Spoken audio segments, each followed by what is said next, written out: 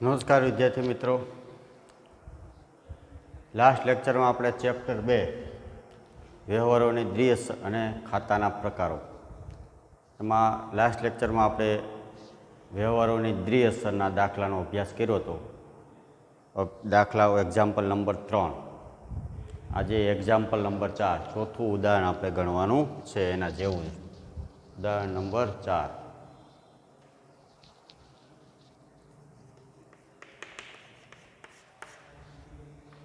આવા દાખલા સ્વાધ્યાયમાં ક્યાંય આપ્યા નથી, પણ વ્યવહારો બનાવી આપણે આપણી રીતે ગણવાના છે, એટલે જેથી એની પ્રેક્ટિસ થાય.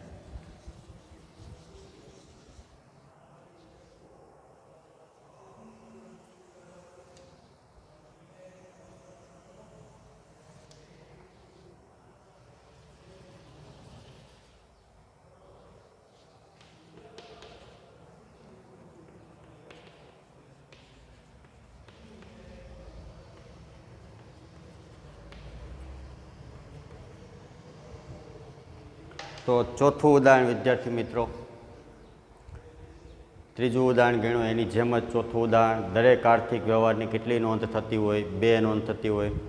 પહેલું અને બીજું ઉદાહરણ એ તો વ્યવહારો ઓળખવાનું ઉદાહરણ હતું કે ધંધાની અંદર કોઈ પણ વ્યવહાર થાય તો આર્થિક વ્યવહાર હોય તો તેના 3 પ્રકાર હોય: રોકડ છે, ઉધાર છે, કન્ય. તો એ વ્યવહારોની પ્રેક્ટિસ થાય, ઓળખતા આવડે, એટલા માટે પહેલું અને બીજું ઉદાહરણ છે એ વ્યવહાર ઓળખવાનું હતું. ત્રીજા ઉદાહરણથી આપણે વ્યવહારોની દ્વિઅસર આપવાના આપણે દાખલો કરાવ્યો હતો, એક ત્રીજું ઉદાહરણ. એવો ને એવો દાખલો હજી એક ચોથો ઉદાહરણ નંબર 4 વાંચો. વ્યવહારોની દ્વિઅસર એટલે દરેક આર્થિક વ્યવહારની કેટલી અસર થતી હોય? 2.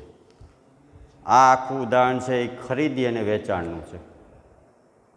ખરીદી અને વેચાણ તો માલ ખરીદવામાં આવે અને મિલકત ખરીદવામાં આવે, તો માલ વેચવામાં આવે અને મિલકત વેચવામાં આવે. વિદ્યાર્થી મિત્રો, હું તમને એક નાનો એવો ચાર્ટ બનાવીને સમજાવી દઉં.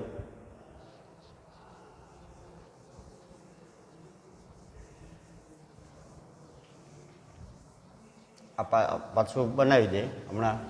કે ખરીદી છે ને 2 પ્રકારની થાય. ખરીદીના વ્યવહાર આવશે એટલે તમને સમજાવી દઉં. ખરીદી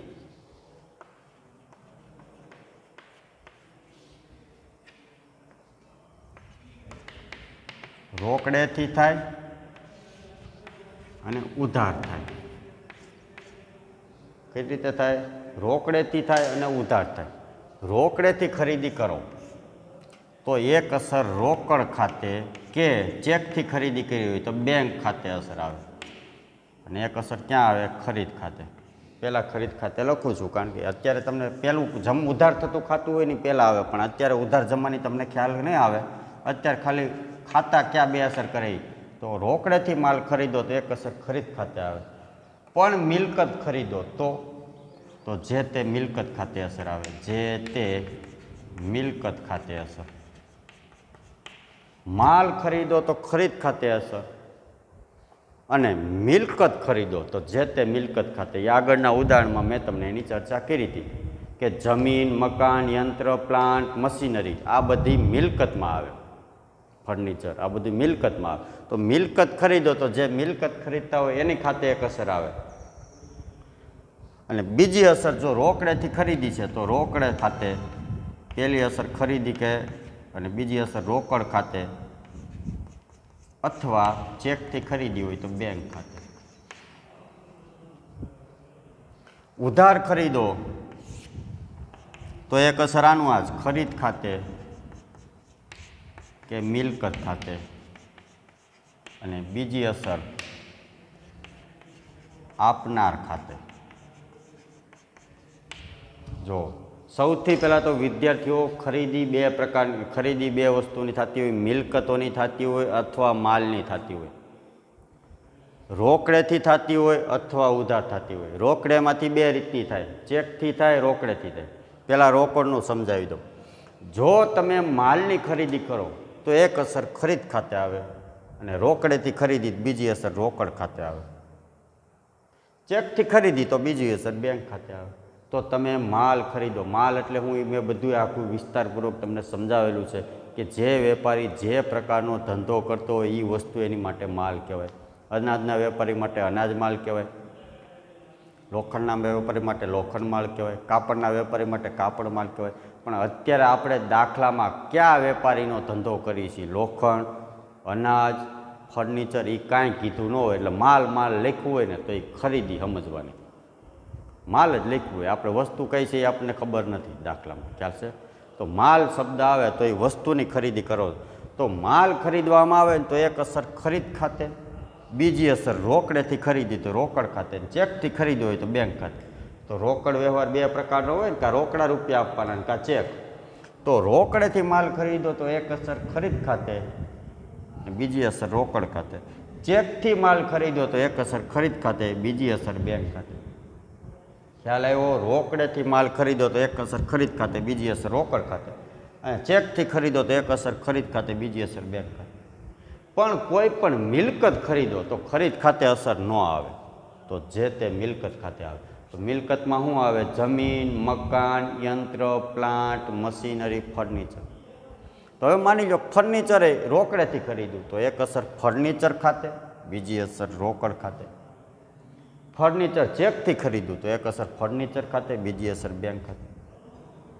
માની લો મકાન ખરીદ્યું તો એક અસર મકાન ખાતે, બીજી અસર રોકડેથી ખરીદ્યું હોય તો રોકડ ખાતે. માની લો ચેકથી ખરીદ્યું, મકાન ચેકથી ખરીદ્યું તો એક અસર મકાન ખાતે, બીજી અસર બેંક ખાતે. માની લો કે યંત્ર ખરીદ્યું રોકડેથી તો એક અસર યંત્ર ખાતે, બીજી અસર રોકડ ખાતે. માની લો કે યંત્ર ચેકથી ખરીદ્યું તો એક અસર યંત્ર ખાતે, બીજી અસર બેંક ખાતે. માની લો કે જમીન ખરીદી રોકડેથી તો એક અસર જમીન ખાતે, બીજી અસર રોકડ ખાતે. જમીન ચેકથી ખરીદી તો એક અસર જમીન ખાતે, બીજી અસર બેંક ખાતે. તો વિદ્યાર્થી મિત્રો, ખ્યાલ આવ્યો તમને કે તમે જો માલની ખરીદી કરતા હોય તો જ ખરીદ ખાતે અસર આવે. જે વેપારી, જે આપણે અહીંયા કયા વેપારીનો ધંધો કરીએ દાખલામાં કાંઈ કીધું ન હોય, માલ કીધું હોય તો ખરીદ ખાતે અસર આપવાની. તો એક અસર ખરીદ ખાતે, અને રોકડેથી ખરીદતા હોય તો રોકડ ખાતે, અને ઉધાર ખરીદતા હોય તો બેંક ખાતે. સોરી, ઉધાર હું ચેકથી ખરીદતા હોય તો બેંક. પણ ફર્નિચર ખરીદવું, મકાન ખરીદવું, યંત્ર ખરીદવું, જમીન ખરીદી, આવા શબ્દ હોય તે મિલકત ખરીદી કહેવાય. તો ખરીદ ખાતે અસર ન આવે. તો કોના ખાતે આવે? જે તે મિલકત. એટલે ફર્નિચર ખરીદ્યું ફર્નિચર ખાતે અસર, મકાન ખરીદ્યું મકાન ખાતે અસર, યંત્ર ખરીદ્યું યંત્ર ખાતે અસર. અને બીજી અસર રોકડેથી ખરીદ્યું હોય તો રોકડ ખાતે, ચેકથી ખરીદ્યું હોય તો બેંક ખાતે. એવી રીતે માલમાં એમ હતું, માલ ખરીદો તો એક અસર ખરીદ ખાતે, રોકડેથી ખરીદ્યો હોય તો રોકડ ખાતે, ચેકથી ખરીદ્યો હોય બેંક ખાતે, બીજી અસર. ચાલો, હવે ઉધાર હોતે ખરીદવામાં આવે, ખરીદી ઉધારી કરવામાં આવે. તો આની આ જ વસ્તુ, જો તમે ઉધાર માલ ખરીદો, ઉધાર ખરીદો રોકડેથી ખરીદો, ખરીદ ખાતે તો અસર આવે જ. પહેલાં માલની વાત કરી દો. માલ રોકડેથી ખરીદો, ઉધાર ખરીદો, ખરીદ ખાતે તો અસર આવે. જો રોકડેથી ખરીદો તોય ખરીદ ખાતે અસર આવે.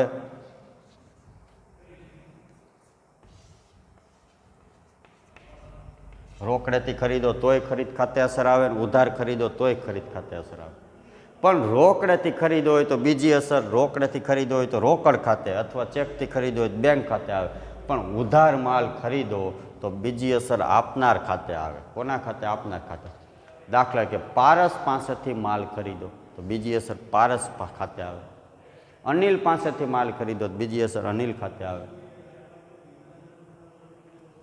મોડર્ન ફર્નિચર માર્ટમાંથી માલ ખરીદો તો બીજી અસર મોડર્ન ફર્નિચર માર્ટ ખાતે આવે. તો ઉધાર રોકડ વ્યવહાર કોને કહેવાય એ તો આગળ મેં તમને ભણાવી દીધું. તો વિદ્યાર્થી મિત્રો, રોકડેથી માલ ખરીદો, ઉધાર ખરીદો, ખરીદ ખાતે તો અસર આવે જ. પણ રોકડેથી ખરીદો તો બીજી અસર રોકડ કે બેંક ખાતે હોય, અને ઉધાર ખરીદો તો આપનાર ખાતે હોય. એવી રીતે જેનું એ જ મિલકતમાં, મિલકત રોકડેથી ખરીદો કે ઉધાર ખરીદો, જે તે મિલકત ખાતે તો અસર આવે જ. જે તે મિલકત ખાતે તો અસર આવે. દાખલા કે ફર્નિચર ખરીદું તો એક અસર ફર્નિચર ખાતે તો આવે જ. પછી રોકડેથી ખરીદો કે ઉધાર ખરીદો. યંત્ર ખરીદું તો યંત્ર ખાતે તો અસર આવે જ. ઉધાર ખરીદો, રોકડેથી ખરીદો કે ઉધાર ખરીદો. મકાન ખરીદું તો મકાન ખાતે તો અસર આવે જ, રોકડેથી ખરીદવું હોય કે ઉધાર ખરીદવું. પણ બીજી અસર આપનાર ખાતે આવે. હમણાં મેં તમને કીધું. એટલે ખાલી આ વસ્તુ એક નવી આવી.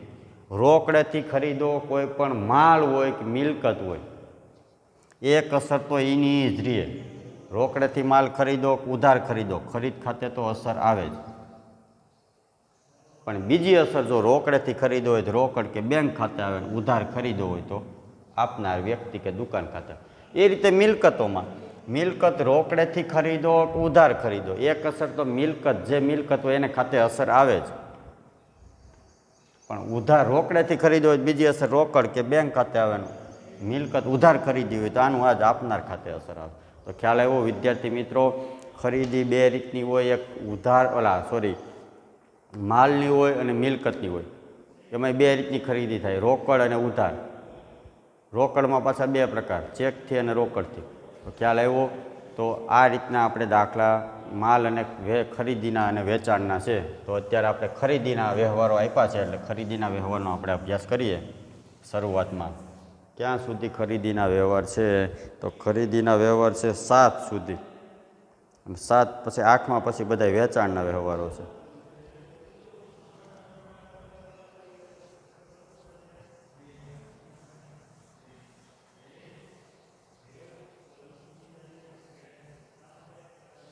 આ ધીમે ધીમે પ્રેક્ટિસ થશે ને એમ તમને યાદ રહેતું રહેશે. એટલે અત્યારે ઓછી ખબર પડતી હોય તો ચાલે, પણ જેમે જેમ આ વ્યવહારો આનું આ જ કરવાનું છે આપણે. એટલે વ્યવહારો આવતા જશે એટલે જેમ જેમ આગળ આગળ તમે શીખતા જશો એટલે ઓટોમેટિક બધું યાદ રહેતું જશે.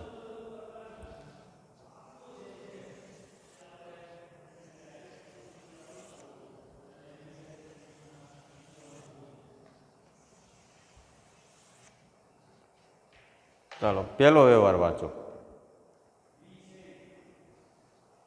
વિદ્યાર્થી મિત્રો, વ્યવહારમાં પાછા મેં તમને કીધું કે આર્થિક વ્યવહારના 3 પ્રકાર પડે, રોકડ, ઉધાર, અન્ય. વ્યવહાર પાછા વ્યવહારના સ્વરૂપો 2 હોય. તમને થિયરીમાં મેં આગળ બધું લખાવેલું છે. 2 સ્વરૂપના હોય, આંતરિક અને બાહ્ય. આંતરિક વ્યવહાર એટલે ધંધાની અંદર ને અંદર વ્યવહાર થાય, એને આંતરિક વ્યવહાર કહેવાય.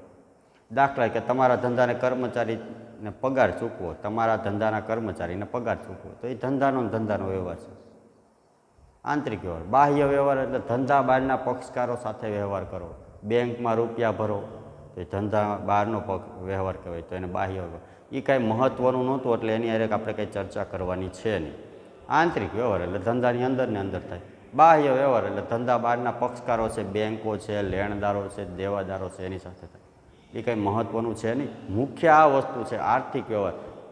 એ આંતરિક વ્યવહાર હોય કે બાહ્ય હોય એ આપણે જોવાનું ક્યાં છે? આપણે તો આર્થિક વ્યવહાર હારે મતલબ છે. આંતરિક હોય કે બાહ્ય હોય આપણે તો આર્થિક વ્યવહાર હારે લેવા દેવા છે. એ પછી ગમે એ સ્વરૂપનો હોય, આંતરિક ધંધાનો હોય કે ધંધા બહારનો હોય, એટલે એ કાંઈ મહત્ત્વનું હતું નહીં. તો આંતરિક વ્યવહાર અને બાહ્ય વ્યવહાર એ મહત્ત્વનું નથી. આપણે તો આર્થિક વ્યવહાર છે એ જોવાનું છે. એટલે એ બધું આગળ મેં તમને શરૂઆતમાં આંતરિક અને બાહ્યની થિયરી ખાલી લખાવી દીધી છે. પણ આંતરિક એટલે ધંધાની અંદરના અને બાહ્ય એટલે ધંધા બહારના.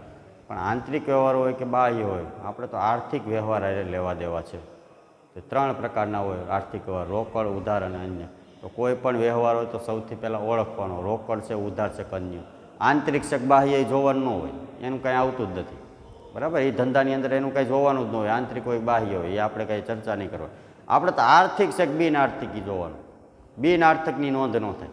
આર્થિક વ્યવહાર હોય 3 રીતના હોય, રોકડ, ઉધાર અને અન્ય. ચાલો તો વાંચો. ચોથું ઉદાહરણ, ત્રીજું ઉદાહરણ આની જેવું જ કરાયું હતું. ચોથું વાંચો. રૂપિયા 2000નો માલ ખરીદો. વિદ્યાર્થી મિત્રો બોલો કયા પ્રકારનો વ્યવહાર છે? રોકડ છે, ઉધાર છે કે અન્ય છે? તો આ વ્યવહાર છે એ રોકડ વ્યવહાર છે.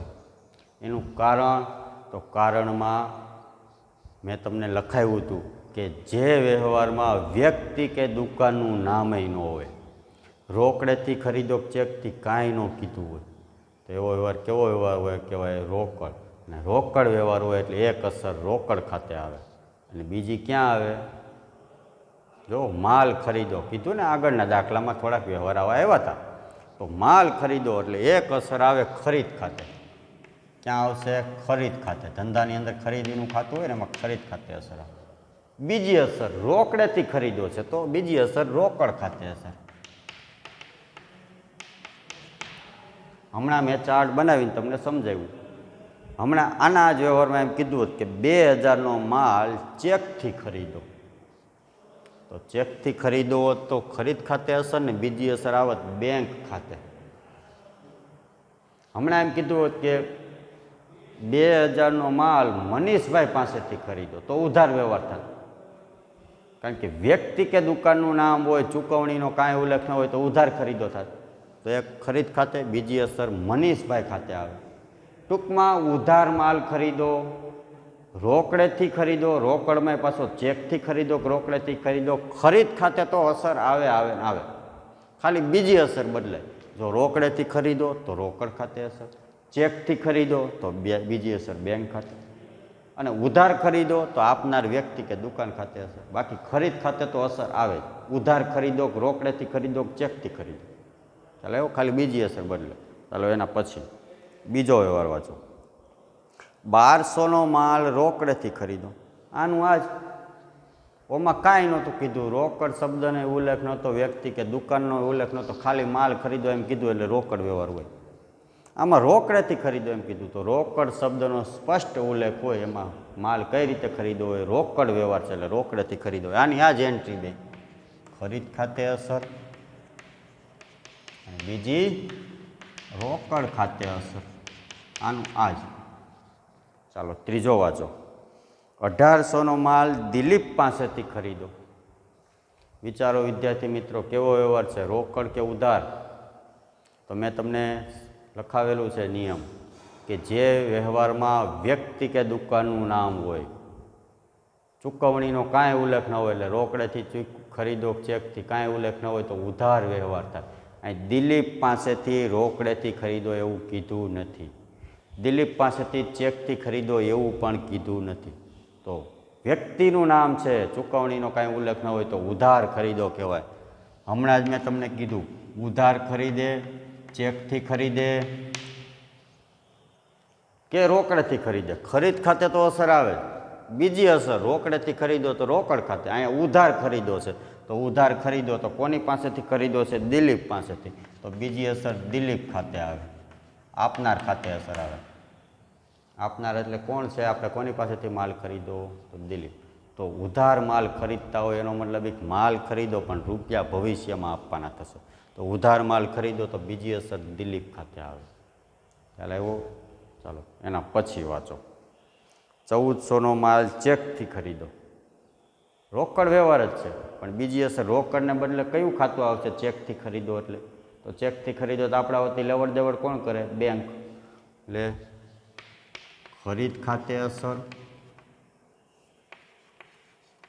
અને બીજી અસર ચેકથી ખરીદો એટલે બેંક ખાતે. રોકડ વ્યવહાર જ છે પણ રોકડને બદલે ચેકથી વ્યવહાર થાય તો બેંક ખાતે અસર આવે. તો આ જો વિદ્યાર્થી મિત્રો, આ માલની લેવડ દેવડના વ્યવહાર હતા. શેના? માલની લેવડ દેવડના વ્યવહાર. તો માલ ખરીદો એટલે એક અસર તો ખરીદ ખાતે આવે આવે ને આવે જ, પણ રોકડેથી ખરીદો તો બીજી અસર રોકડ ખાતે આવે, ચેકથી ખરીદો તો બીજી અસર બેંક ખાતે આવે, અને ઉધાર ખરીદો તો બીજી અસર આપનાર એટલે કે જેની પાસેથી આપણે માલ ખરીદો હોય એ દુકાનનું નામ હોય દુકાનનું, વ્યક્તિનું નામ હોય અહીં વ્યક્તિનું હતું તો વ્યક્તિ ખાતે અસર આવે. ખ્યાલ આવ્યો? એટલે માલ ખરીદો એટલે ખરીદ ખાતે તો અસર આવે જ, પણ રોકડેથી ખરીદો તો બીજી અસર રોકડ ખાતે આવે, ચેકથી ખરીદો તો બીજી અસર બેંક ખાતે આવે, અને ઉધાર ખરીદો રૂપિયા ભવિષ્યમાં આપવાના હોય તો બીજી અસર આપનાર ખાતે આવે, એટલે વ્યક્તિ કે દુકાનના નામ ખાતે આવે. ચાલો એવો વિદ્યાર્થી મિત્રો આ માલની ખરીદીના વ્યવહાર છે. હવે આવશે મિલકતની ખરીદીના. જો અત્યાર સુધી માલ માલ માલ એવું કીધું એટલે એ ખરીદ ખાતું. ખરીદ ખાતે કેવું શું વસ્તુ લખાય? જે વસ્તુની આપણે વેપાર કરતા હોય, અહીં વેપાર શેનો કરી કંઈ કીધું નથી એટલે માલ માલ માલ લખ્યું એટલે આપણે ખરીદ ખાતે અસર આપવાની. ચાલો હવે 5મો વ્યવહાર જુઓ. 1200નું ફર્નિચર ખરીદવું. હવે માલ નથી કીધો, જમીન, મકાન, યંત્રો, પ્લાન્ટ, મશીનરી, ફર્નિચર આ બધું મિલકત કહેવાય. હમણાં ચાર્ટમાં મેં તમને બધું સમજાવ્યું, એનું એ જ આ પ્રેક્ટિકલી રીતે આપણે ગણીએ. ફર્નિચર એ મિલકત છે. તો હવે ખરીદ ખાતે નહીં લખવાનું. ખરીદ ખાતે તો માલ ખરીદતા હોય તો જ આવે, પણ કોઈ પણ મિલકત ખરીદો એટલે એક અસર મિલકત ખાતે આવે. તો અહીં મિલકતનું નામ શું? ફર્નિચર. એટલે એક અસર ફર્નિચર ખાતે આવે. આ ફર્નિચરનું ધંધામાં ખાતું હોય. અને બીજી અસર 1200નું ફર્નિચર ખરીદવું. સૌથી પહેલાં તો ઓળખવાનું હતો રોકડ વ્યવહાર છે ઉધાર. તો કાંઈ નથી કીધું, કોની પાસેથી ખરીદવું, ચેકથી ખરીદું કે રોકડેથી, કાંઈ ન કીધું એટલે રોકડ વ્યવહાર હોય એટલે બીજી અસર રોકડ ખાતે. કાંઈ ન કીધું એટલે રોકડ ખાતે. એટલે કોઈ પણ વ્યવહાર હોય એટલે સૌથી પહેલાં ઓળખવાનું રોકડ છે, ઉધાર છે, કન્યા. બરાબર. આર્થિક વ્યવહારના 3 પ્રકાર છે. બિન આર્થિક વ્યવહાર તો ભાગ્યે એકાદું આપ્યો હોય, બાકી એ આપ્યો હોય તો એની નોંધઈ ન થાય. એટલે મેઇન વસ્તુ આ જ છે કે આર્થિક વ્યવહારના 3 પ્રકાર રોકડ, ઉધાર ને અન્ય. એની જ ધંધામાં નામું લખાય એનું, એ જ વિચારવાનું. ચાલો, છઠ્ઠો, 5000ની જમીન આકાશ પાસેથી ખરીદી. 5000ની જમીન આકાશ પાસેથી ખરીદી. ચાલો, માલ ખરીદ્યો છે કે મિલકત? જમીન શેમાં આવે? મિલકતમાં આવે ને, તો ખરીદ ખાતે નહીં લખવાનું. માલ ખરીદો તો જ ખરીદ ખાતે લખવાનું. જમીન શેમાં આવે? મિલકતમાં. તો અહીંયા જમીન ખરીદી છે તો જમીન ખાતે ખસે. તો કોઈ પણ મિલકત ખરીદે તો એક અસર જે તે મિલકત ખાતે. ફર્નિચર ખરીદ્યું તો ફર્નિચર ખાતે હશે. અહીં જમીન ખરીદી છે તો જમીન ખાતે હશે. માલ ખરીદતા હોય તો જ ખરીદ ખાતે અસર આવે. બાકી કોઈ પણ મિલકત ખરીદે એટલે જે મિલકત હોય એના ખાતે હશે. બીજી અસર, અહીંયા રોકડેથી ખરીદી હતી એટલે રોકડ ખાતે અસર. અહીંયા વાંચો જી, 5000ની જમીન આકાશ પાસેથી ખરીદી. રોકડ વ્યવહાર છે કે ઉધાર? કે ઉધાર વ્યવહાર છે. કારણ વ્યક્તિનું નામ છે. આકાશ પાસેથી રોકડેથી ખરીદી એવું કીધું નથી. વ્યક્તિ કે દુકાનના નામનો ઉલ્લેખ હોય, રોકડ કે ચેકથી ચૂકવણી થઈ છે એનો કાંઈ ઉલ્લેખ ન હોય તો ઉધાર વ્યવહાર હોય. અને ઉધાર વ્યવહાર હોય તો આપનાર ખાતે અસર આવે. આની જેમ જ અહીં કેમ દિલીપ હતો એમ, ઉધાર માલ ખરીદ્યો તો પહેલી અસર ખરીદ ખાતે હતી. અહીં મિલકત ખરીદી છે તો પહેલી અસર જમીન ખાતે, આકાશ ખાતે અસર. ચાલો, તો જમીન ખરીદી આકાશ પાસેથી. ઉધાર ખરીદી કહેવાય કારણ કે વ્યક્તિના નામનો ઉલ્લેખ છે. રોકડ કે ચેક શબ્દનો ઉલ્લેખ ન હોય તો ઉધાર ખરીદી કરી કહેવાય. એટલે ઉધાર ખરીદો એટલે જમીન ખાતે અસર, બીજી અસર આકાશ ખાતે અસર. ચાલો, હમણાં એમ કીધું હતું આકાશ પાસેથી ચેકથી ખરીદી તો બીજી અસર બેંક ખાતે આવે. આકાશ પાસેથી રોકડેથી ખરીદી તો બીજી અસર રોકડ ખાતે આવે. બાકી જમીન ખાતે તો રહેશે. ચાલો, એના પછી 8000નું યંત્ર માલવ પાસેથી ખરીદું. ઉધાર ખરીદું કે રોકડેથી? ઉધાર ખરીદું કહેવાય ને. માલવ વ્યક્તિનું નામ છે, ચૂકવણી થઈ એવું કંઈ કીધું જ રોકડેથી? નહીં. તો ઉધાર ખરીદું. બોલો, પહેલી અસર મિલકતનું નામ શું? યંત્ર, તો યંત્ર ખાતે અસર. બીજી અસર માલવ ખાતે. માલવ ખાતે, માલવ ખાતે જ છે ને, માલવ પાસેથી ખરીદું. હા, માલવ ખાતે અસર. પહેલી અસર યંત્ર ખાતે, બીજી અસર માલવ ખાતે અસર. તો આ વિદ્યાર્થી મિત્રો ખ્યાલ આવ્યો? ખરીદીના વ્યવહાર હતા. શેના? ખરીદીના વ્યવહાર હતા.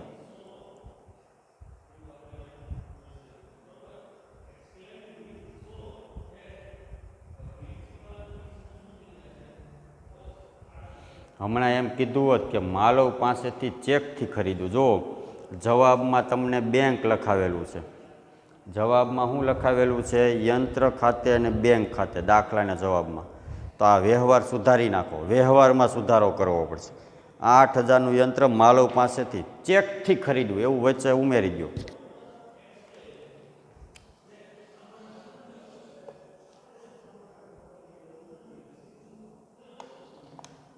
ચેક શબ્દ વચ્ચે ઉમેરી દેજો વિદ્યાર્થી મિત્રો વ્યવહારમાં. 8000નું યંત્ર માલવ પાસેથી ચેકથી ખરીદું એટલે બીજી અસર બેંક ખાતે લખાવેલી છે. જુઓ તમને,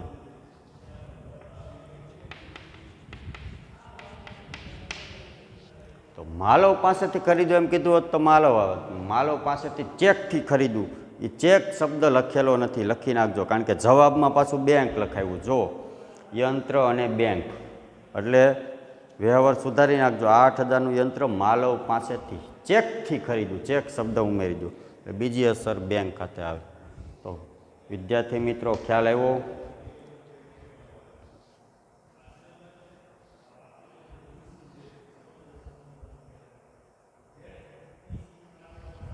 તો માલની ખરીદી કરો તો એક અસર ખરીદ ખાતે આવે.